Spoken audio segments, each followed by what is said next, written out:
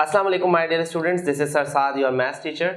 Students, chapter number 1 हमने start किया था फर्स्ट ईयर मैथमेटिक्स का, चैप्टर नंबर 1 जिसका टाइटल था कॉम्प्लेक्स नंबर्स, और हमने एक्सरसाइज 1.1 के चंद क्वेश्चंस को सॉल्व किया था और इस चैप्टर के इंट्रोडक्शन पे बात हो चुकी थी।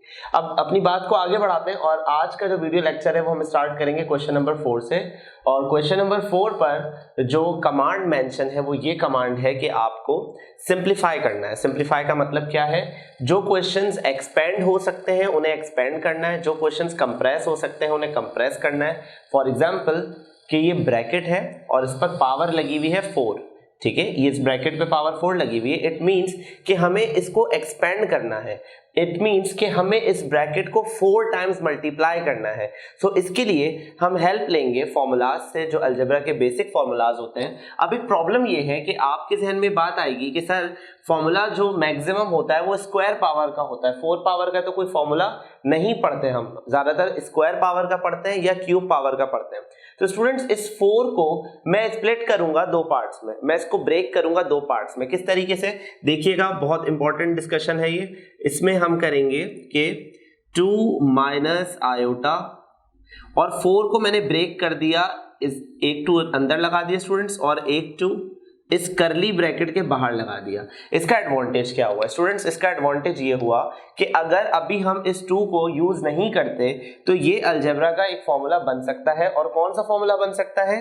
a माइनस बी का whole square, a minus B का होल स्क्वायर वाला फॉर्मूला बन सकता है यहाँ पे। तो फॉर्मूला का रेफरेंस दे देते हैं। फॉर्मूला का रेफरेंस क्या है? a minus B power whole square which is equals to a square minus 2ab plus B square. So होगा ये कि इस फॉर्मूला को हम ब्रेक करेंगे, इस फॉर्मूला को a square minus 2ab plus B square. तो स्टूडेंट्स, a की जगह आ जाएगा 2 और b की जगह आ जाएगा आयोटा।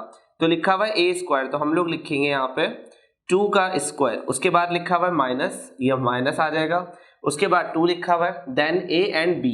तो a की वैल्यू है 2 और b की वैल्यू है आयोटा प्लस बी स्क्वायर। सो यहाँ पे मैं लिखूंगा आयोटा पावर होल स्क्वायर और ये आ जाएगा यहाँ पे करली ब्रैकेट। ठीक है स्टूडेंट्स। अच्छा, ब्रैकेट के अंदर तो फॉर्मूला एक्सपेंड हुआ है, इसमें कोई प्रॉब्लम वाली बात नहीं है, पर ब्रैकेट के बाहर स्क्वायर पावर थी स्टूडेंट्स और वो अभी तक सॉल्व नहीं हुई है, इसलिए स्क्वायर अपनी जगह पे ही रहेगा एज इट इज। ठीक है। सो 2 का स्क्वायर क्या होता है? 2 का स्क्वायर बराबर होता है 4 के, माइनस 2 2 जा 4 आयोटा, ठीक है, और ये हो जाएगा स्टूडेंट्स आयोटा का स्क्वायर, ये हो जाएगा आयोटा का स्क्वायर। ठीक है, और बाहर पावर क्या लगी है स्टूडेंट्स? बाहर स्क्वायर पावर लगी है, वो एज इट इज कॉपी होगी। वी नो दैट, हमने लास्ट वीडियो लेक्चर में ये बात की थी कि आयोटा स्क्वायर की कुछ वैल्यू होती है स्टूडेंट्स। आयोटा स्क्वायर की वैल्यू होती है -1 के बराबर। ठीक है, आयोटा स्क्वायर बराबर होता है -1 के।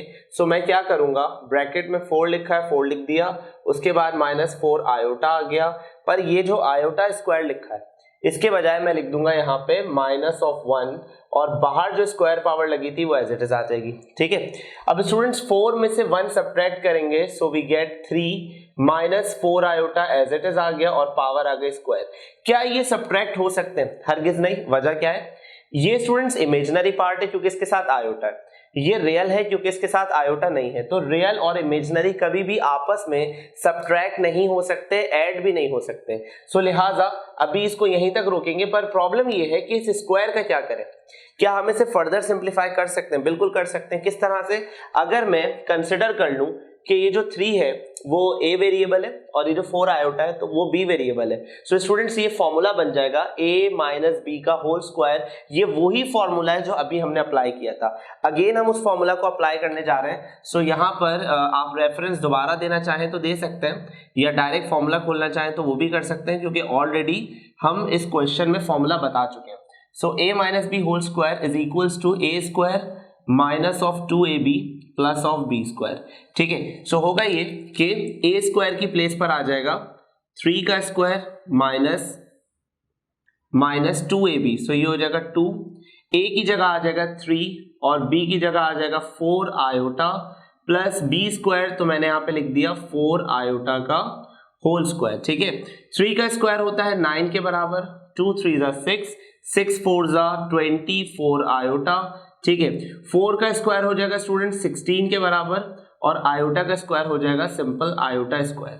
यहां तक बात समझ में आ गई। अच्छा, अब हमें नेक्स्ट क्या करना है, नेक्स्ट हमें काम ये करना है कि आयोटा स्क्वायर की वैल्यू ओपन करनी है।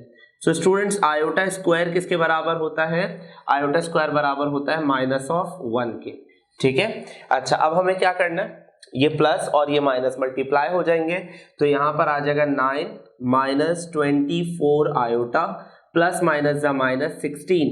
अब रियल नंबर्स को एक साथ लिखेंगे, इमेजिनरी को एक तरफ लिखेंगे, तो 9 भी रियल है 16 भी रियल है, -24 आयोटा।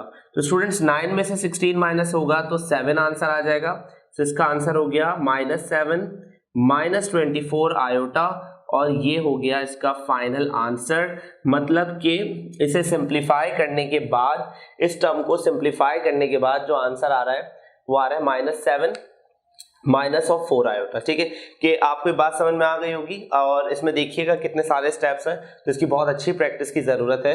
अच्छा, सिंप्लीफाई के क्वेश्चंस में जरूरी नहीं है कि हमेशा फॉर्मूला खुले, जरूरी नहीं होता कि हमेशा फॉर्मूला खुले, क्योंकि जो अपकमिंग क्वेश्चंस हैं उनमें ज्यादातर में फॉर्मूला अप्लाई नहीं होगा, तो उन्हें कैसे सिंप्लीफाई करना है, तो चलिए नेक्स्ट पार्ट स्टार्ट करते हैं।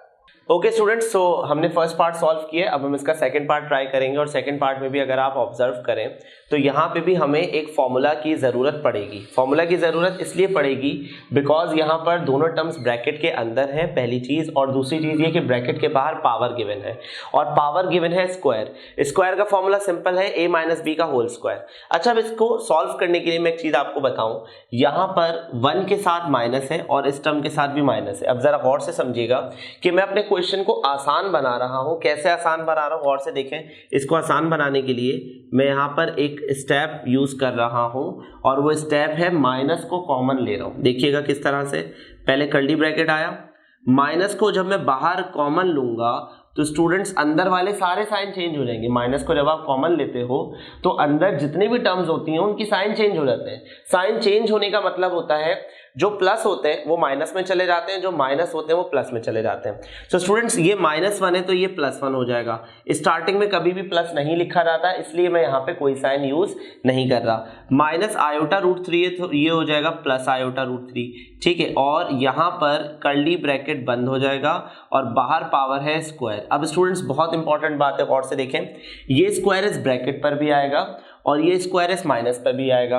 तो माइनस का स्क्वायर होता है प्लस और ये हो जाएगा 1 प्लस आयोटा √3 की पावर स्क्वायर, ठीक है। अच्छा, अब गौर से समझें कि यहाँ पे एक फॉर्मूला अप्लाई हो सकता है। कौन सा फॉर्मूला, a + b का होल स्क्वायर। सो इस फॉर्मूला का पहले रेफरेंस दे देते हैं।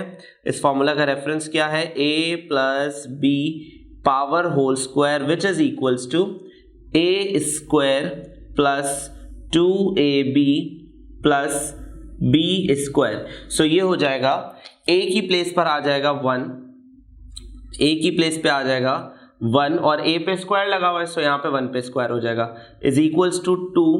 a की प्लेस पे आ जाएगा 1, a की प्लेस पे आ जाएगा 1, b की प्लेस पे आ जाएगा आयोटा √3, ठीक है, और प्लस b स्क्वायर। सो ये हो जाएगा आयोटा √3 और पावर आ जाएगी होल स्क्वायर, ठीक है। अच्छा, अब क्या करेंगे, अब हम इसको सॉल्व करेंगे और हमारा फाइनल आंसर आ जाएगा 1 का स्क्वायर हो जाएगा यहाँ पे 1 के बराबर, ठीक है। 2 1 = 2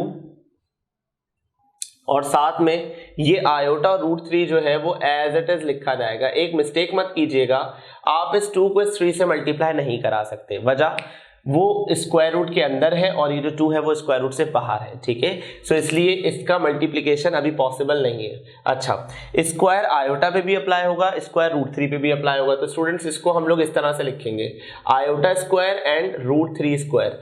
इससे फायदा ये हुआ कि स्क्वायर से स्क्वायर रूट कैंसिल हो गया, ये हो जाएगा 1, ये हो जाएगा +2 आयोटा √3, ठीक है। और आयोटा का स्क्वायर -1 के बराबर होता है, तो यहाँ पे आयोटा स्क्वायर -1 के बराबर आ गया और ये 3 आ गया। फिर रिपीट कर रहा हूँ अपनी बात, यहाँ पे -1 इसलिए आया है बिकॉज आयोटा स्क्वायर किसके बराबर होता है, -1 के बराबर होता है, ठीक है। ये आ जाएगा 1, ये हो जाएगा +2 iota √3 plus minus the minus 3 1 = 3। So students 1 - 3 we get -2 +2 iota √3। So इससे आगे ये सॉल्व नहीं हो रहा, तो ये हमारा फाइनल आंसर है इस क्वेश्चन की सिंप्लीफिकेशन का। इस क्वेश्चन को सिंप्लीफाई करने के बाद ये आंसर आया। सो स्टूडेंट्स, हमने इस वीडियो लेक्चर में क्या सीखा? हमने इस वीडियो लेक्चर में क्वेश्चन नंबर 1 के 2 पार्ट्स को सॉल्व किया और हमने ये देखा कि किसी भी कॉम्प्लेक्स टर्म को सिंप्लीफाई कैसे किया जा सकता है। अगर वो ब्रैकेट में बंद है तो हम उन्हें फॉर्मूला की मदद से किस तरह से एक्सपेंड कर सकते हैं। पर ये क्वेश्चंस अभी भी चल रहे हैं, इसके काफी सारे पार्ट्स हैं और बहुत इंपॉर्टेंट पार्ट्स हैं, तो इसको हम कंटिन्यू करेंगे इंशाल्लाह नेक्स्ट वीडियो लेक्चर में। तब तक अपना बहुत ख्याल रखिएगा। अल्लाह हाफिज।